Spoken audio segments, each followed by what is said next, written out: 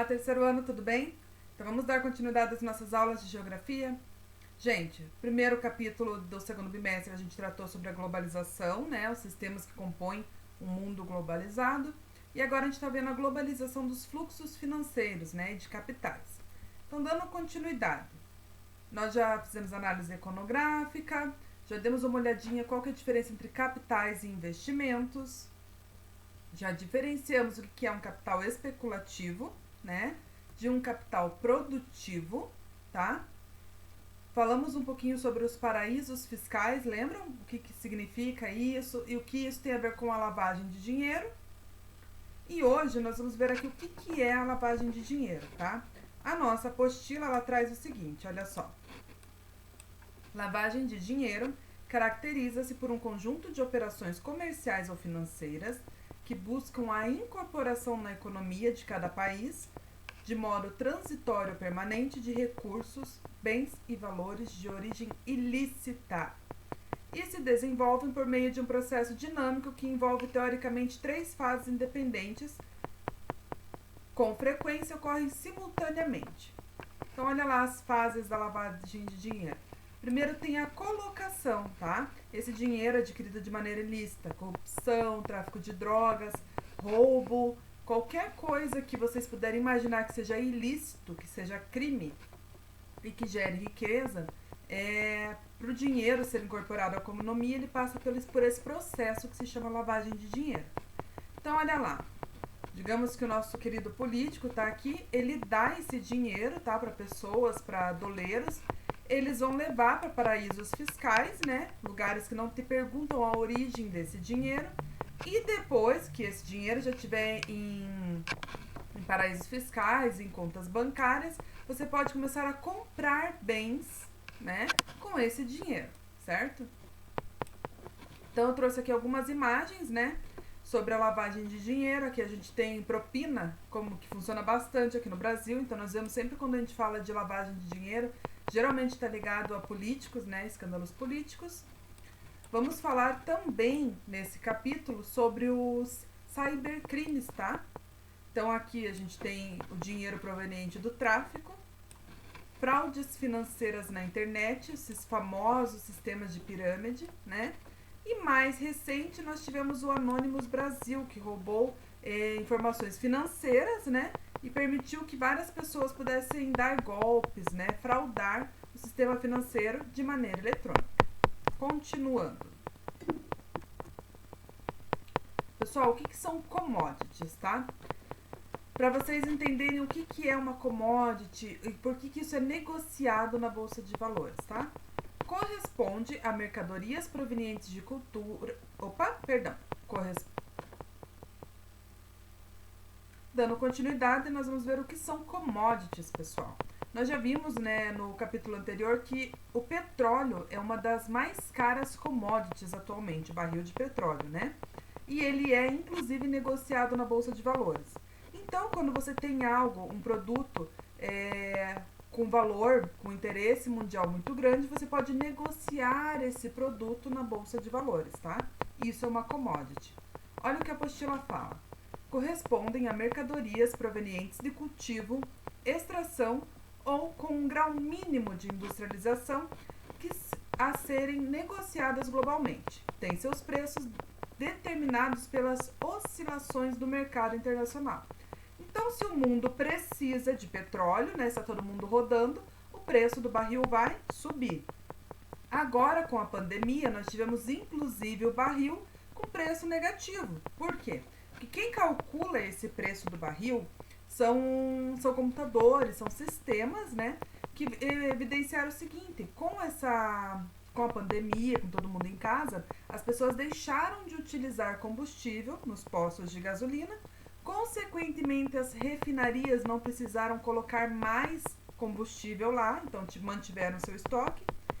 E isso em efeito escala, né, em efeito dominó, vai atingir as distribuidoras do petróleo. Então não foi necessário, apareceu até no jornal que eles não tinham onde guardar os barris de petróleo. Então, gente, quando isso aconteceu, o preço do barril do petróleo ficou negativo, apareceu no jornal. Óbvio que não tem como você comprar nada negativo, e daí o que as empresas fazem? Seguram a venda, tá? Mas só para vocês entenderem como que funcionam essas oscilações e o que são commodities. Continuando. A Bolsa de Valores. Gente, o que é a Bolsa de Valores, né? Como que funciona e tudo mais. Assim, na Bolsa de Valores são negociadas ações, títulos e essas commodities, certo? Então, olha só, o que são ações? Ações são os documentos que correspondem a frações de empresas. Então, imagine que eu sou dona da Petrobras, o Estado é dono, mas 10% eles vão colocar na Bolsa de Valores. Então, eles dividem aquilo por 1.000, tá? E cada pedacinho vai ser uma ação. E daí vendem. Por quê? Porque assim eles têm dinheiro entrando na empresa que podem investir e gerar mais lucro futuramente. Essa é a ideia. Nem sempre dá certo.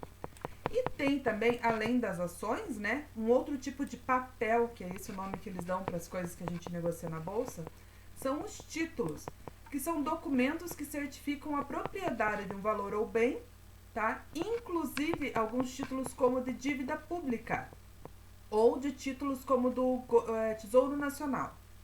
O que é um título de dívida pública? A gente sabe que o governo deve 50 mil. Então, eu compro um pedaço desses 50 mil, né? Compro um título e vou dando dinheiro para o governo pode usar esse dinheiro ou para investir ou para pagar uma conta que está atrasada. E, em contrapartida, eu ganho os juros dessa dívida, entendeu? Então, é isso que você está comprando quando você compra um título. Ou no Tesouro Nacional. O que é isso? É como a gente investe na riqueza do país, tá? Foi bastante moda agora, nesses últimos 2 anos, investir no Tesouro Nacional.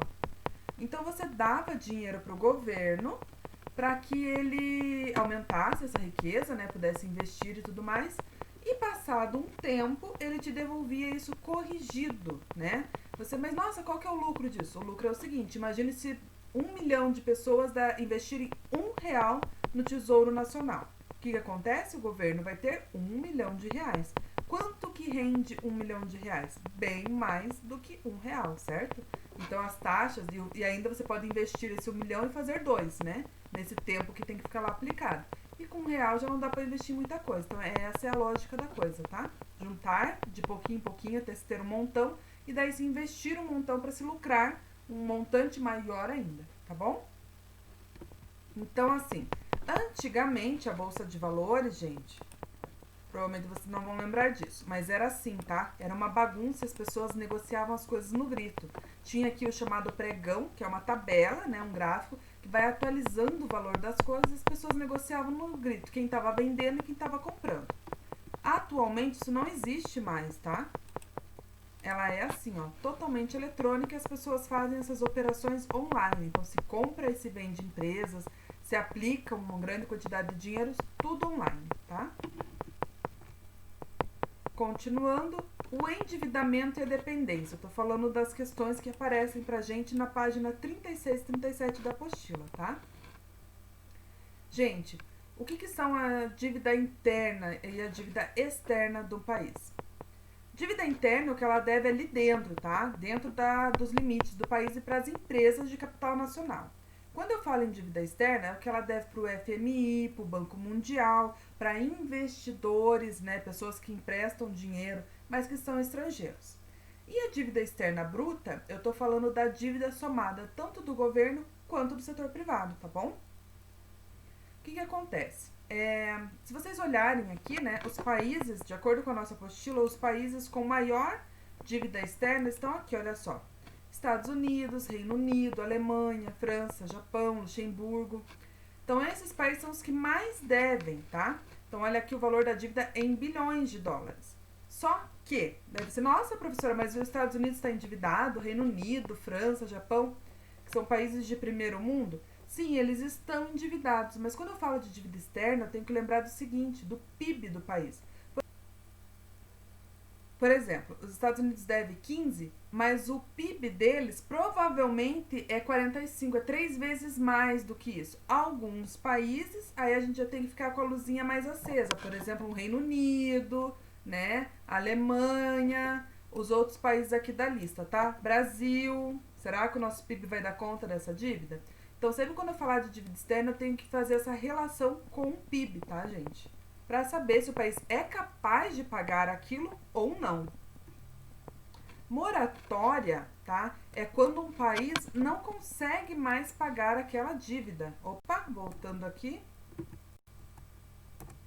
Quando o país chega num determinado momento em que ele necessita dar o calote, ele fala, ou ele negocia ou não negocia, simplesmente corta relações com seu credor e fala: não tenho mais condições de pagar essa dívida, então vou adiar esse pagamento por prazo indeterminado, para daqui 2 anos. Isso é muito ruim, tá? Primeiro que quando um país declara ou decreta essa moratória, ele fica impedido de fazer outros empréstimos, né? Então fica sem dinheiro para entrar. E os investidores simplesmente fogem com medo de crises, tá bom? Então é sempre bom a gente lembrar esses conceitos. Moratória, dívida externa bruta, tá? Que isso é uma coisinha bem legal para cair na prova. E agora eu vou falar um pouquinho para vocês sobre os BRICS, que são os países emergentes, os países que estão chegando lá no primeiro mundo, tá? O BRICS, né, esse grupo é formado pelo Brasil, Rússia, Índia, China e América do Sul. Aliás, América do Sul não, gente, perdão. África do Sul, tá? Esse grupo é um bloco econômico dos países emergentes, né, que estão alcançando ali o patamar, tá? Aqui nós temos uma foto uma das últimas fotos, né, dos encontros dos BRICS. Óbvio que antes dessa pandemia toda. E eu gostaria de falar para vocês algumas questõezinhas, tá? Por um exemplo, na China, vocês estão vendo que tá todo mundo falando que vai vir uma crise por conta da pandemia, recessão e tudo mais. A China não vai sentir tanto, como já aconteceram outras vezes, tá? Essa crise. Por quê? Porque na China, por conta deles serem grandes exportadores de tudo e não ter muita concorrência, bom, gente, na China o que comanda são as exportações, tá? Então, assim, é muito mais fácil eles exportarem produtos do que importarem. Então, enquanto os lugares que compram os produtos chineses não entrarem em crise e não deixarem de comprar, a China vai sempre se recuperar mais rápido do que nós, os outros países, que dependemos de mais coisas, que temos uma economia um pouquinho mais complexa, tá? O Brasil, né, tem anunciado essa crise da pandemia e tudo mais, fora a crise política que nós temos, que faz com que a nossa bolsa feche embaixo, que o real se desvalorize, que os investidores fujam para outros lugares, né, com medo de uma instabilidade política, do que pode acontecer. Aí alguém pode perguntar: ai, professora, mas o que tem a ver o presidente com a economia e tudo mais? O mercado não é livre e tal? Gente, mas como já aconteceu aqui, por exemplo, quando o Collor passou a mão no dinheiro das poupanças do banco, dentre outras coisas, quando alguns governos pegaram o dinheiro que estava no banco, se apropriaram de empresas e tudo mais. Então, sempre quando há essas crises políticas, os investidores fogem. Eles vão investir o seu dinheiro em outro lugar, que tem mais garantia de lucro, tá? Em 2001, a Argentina teve uma crise muito grande, muito séria, por conta de corrupção e tudo mais, e os investidores fugiram e o país entrou numa crise econômica muito séria, que teve até mortes, as pessoas foram pra rua e tal, e foi algo muito grave. Só agora, tá? Quase 20 anos depois, é que as coisas começam a entrar nos eixos novamente. Então, vocês podem ter ideia de quanto tempo demora para uma economia se recuperar depois de uma crise, né?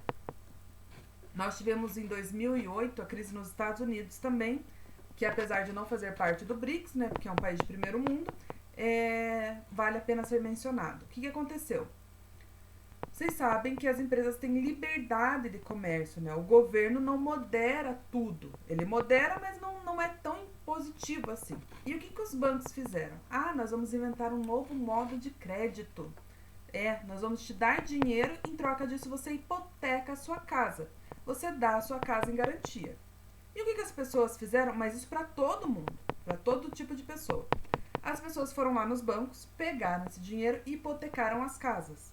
Chegou na época de pagar, ninguém tinha dinheiro. E daí foram perdendo seus imóveis e se transformando em sem-teto. Sim, que diferente aqui do Brasil, que é bem moroso, é bem burocrático esse processo de expropriação, nos Estados Unidos isso acontece rapidão, tá? Então o que aconteceu? O banco ficou cheio de casas que eles não conseguiam vender, porque não tinha quem comprasse. Então, quando tem muita casa, muita oferta e pouca procura, o preço baixa. Então, eles já começaram a perder dinheiro aí. Ficaram sem o dinheiro que emprestaram, né? E as pessoas ficaram sem teto. que aconteceu? Uma grande crise, tá? Que demorou um bom tempo. Inclusive, por conta dessa crise, ajudou na eleição do Trump também, porque os Estados Unidos ainda não se recuperou completamente. O Trump fez grandes promessas em relação à economia, né? Continuando aqui. Vamos para as nossas atividadezinhas, tá? Valendo presença nas aulas de quinta e de sexta-feira. Nós temos lá 3 atividades do Trilhas, tá? Referentes à unidade 29. E amanhã, na aula do Zoom, eu vou estar explicando para vocês o que vai valer 2 pontos, né? Sobre a nossa média de atividades processuais, tá bom? Lembrando que 1 ponto é para quem fizer todas essas atividades que valem presença, já garante ser um pontinho ali fácil, tá? Então é isso, pessoal. Espero vocês na aula de amanhã. Um beijão e até a próxima.